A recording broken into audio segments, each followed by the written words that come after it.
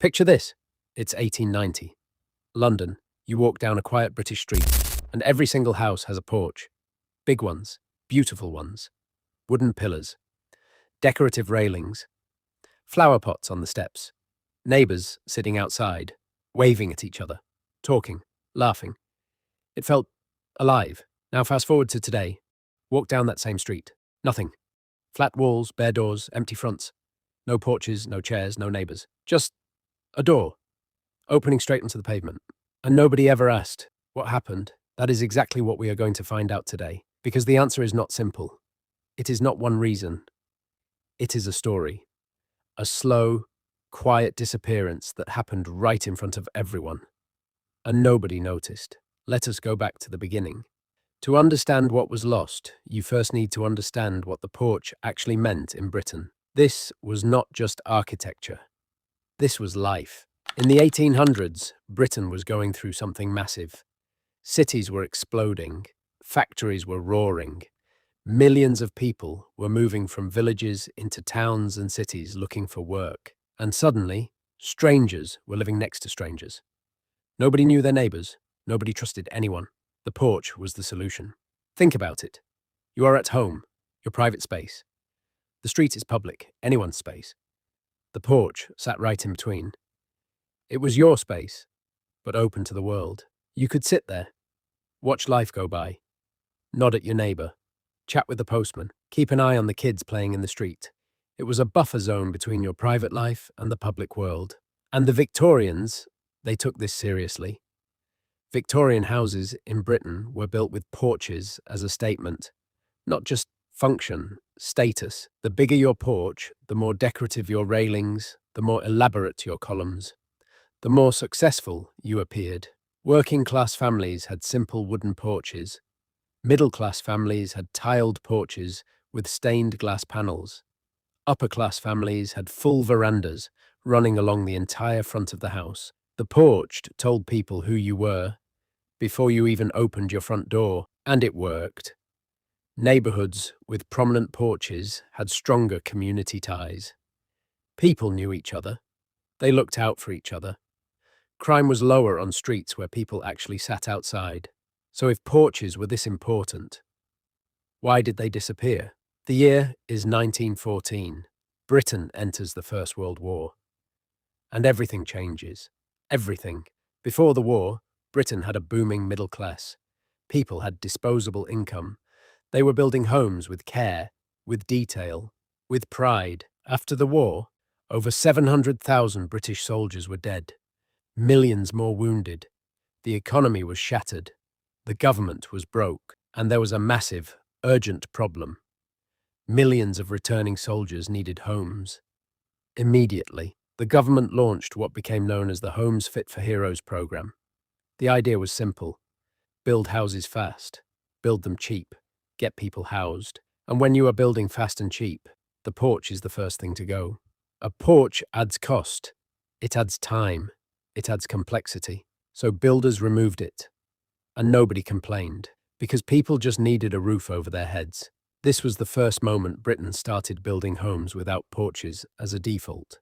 But it did not stop there, because 20 years later, it happened again. 1939, Britain enters the Second World War. And this time, the damage is incomprehensible. German bombing raids, the Blitz, destroyed over 2 million homes across Britain. 2 million. Entire streets, gone overnight. After the war ended in 1945, Britain faced a housing crisis unlike anything it had ever seen before. The government's answer was council housing. Mass-produced, standardized, efficient. These were huge housing estates built by local councils, hundreds of identical homes, built quickly, built cheaply, designed to house as many people as possible. And the design philosophy was completely different from anything Britain had built before. Architects and planners in the 1950s and 60s were influenced by a new movement called modernism.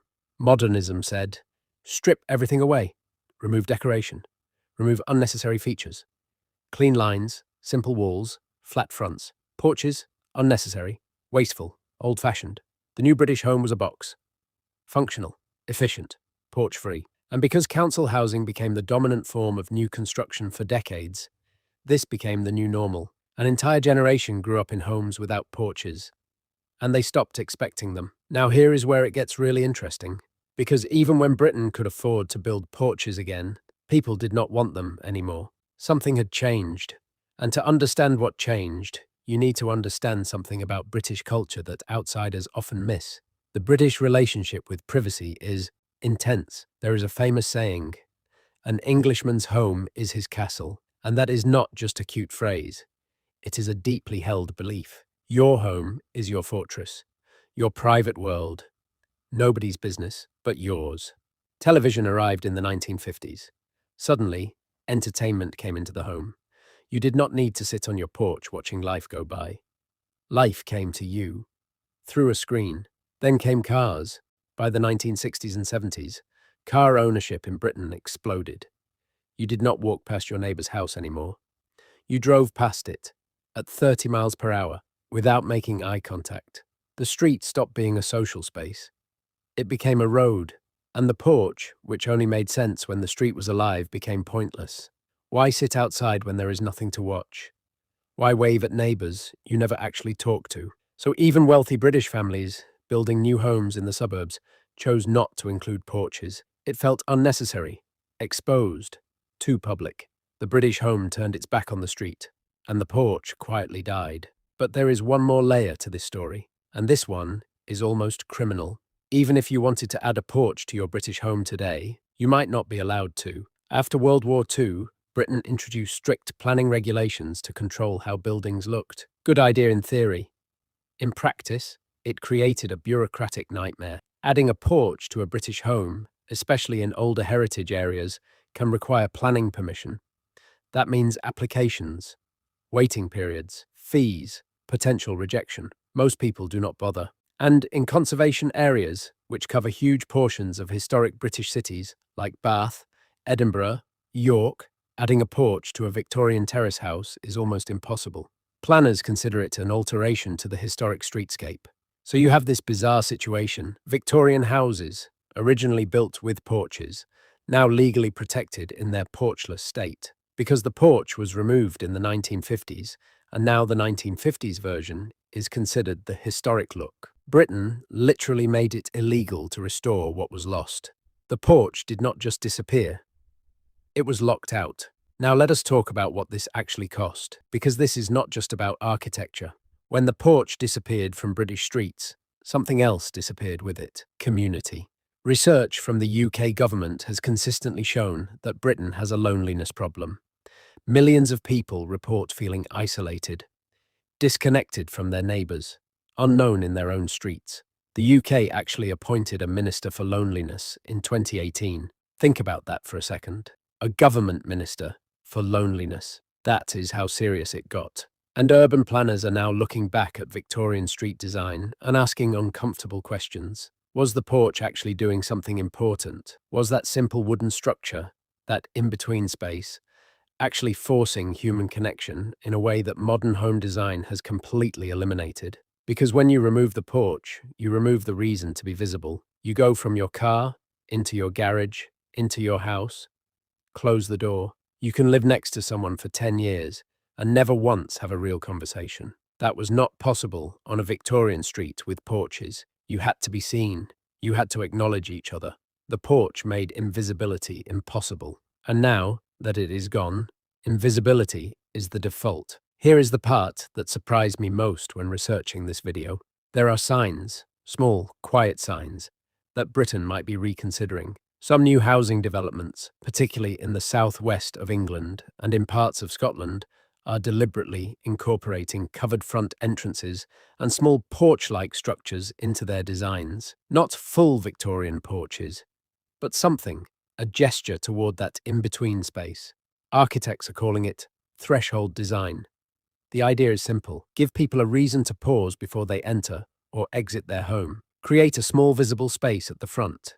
Encourage passive social interaction. And planning authorities in some areas are actually loosening restrictions to allow more front porch additions. It is slow, it is small scale, but it is happening. Britain might, very gradually, be remembering what it lost. So let us bring this all together. The British porch did not disappear because of one decision. It disappeared because of many decisions, made over many decades, by many different people, most of whom never thought about what they were giving up. Two world wars forced cheap, fast, porch-free construction. Modernist architects declared porches old-fashioned. Television and cars killed street life. British privacy culture made outdoor sitting feel uncomfortable. And planning laws made restoration nearly impossible. Each step made sense in isolation. Together, they erased something that took centuries to build and replaced it with nothing. Just a door, opening straight onto a street that nobody sits on anymore. Next time you walk down a British street, or any street, look at the fronts of the houses. Look for what is missing, because sometimes the most important things are not what you can see. They are what used to be there, and quietly disappeared. If this made you think differently about the streets around you, share it with someone who needs to see it. And if you want to see how this same story played out in Germany, Australia, and Canada, that video is coming next week. Subscribe so you do not miss it.